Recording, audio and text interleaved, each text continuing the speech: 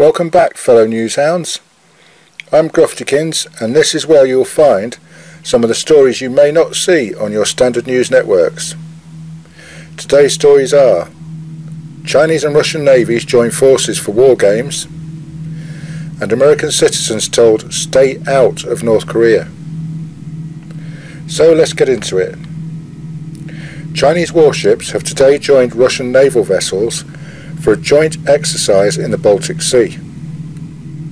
This is the first time China has undertaken exercises of this kind in this region, and it appears they are using it as an opportunity to display their rapidly expanding naval forces. Experts say it is a show of force in response to recent drills in the Indian Ocean involving the United States, India and Japan. The war games are expected to start on Monday and run through until the 31st of July, and includes China's most advanced guided missile destroyer, the Type 52D Changsha, and the missile frigate Yongcheng, as well as other support vessels.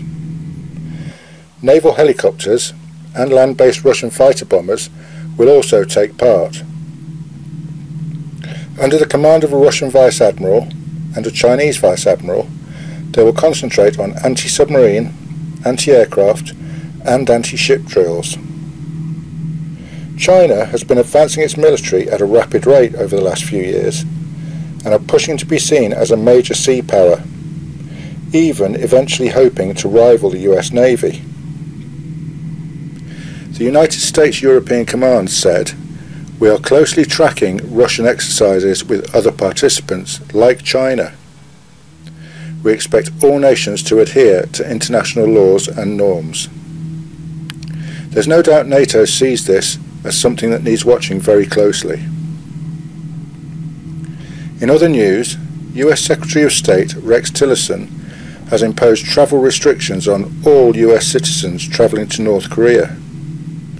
The restrictions will be registered next week and take effect 30 days after that, making it illegal to enter the country on a US passport. This comes shortly after the tragic death of young American student Otto Wambier, who passed away in June after being sent to a North Korean prison camp. Unbelievably, he was sentenced to 15 years hard labour for stealing a poster. Banning Americans from setting foot on North Korean territory, anyone who violates the restrictions could be heavily fined and face up to 10 years in jail. Possibly using the travel ban as a way of further isolating the hermit regime, Donald Trump has been frustrated by Kim Jong-un's continued development of his ballistic missile program and nuclear program, despite sanctions and international pressure. Earlier this year, President Trump said he would never allow North Korea to be able to threaten the American mainland.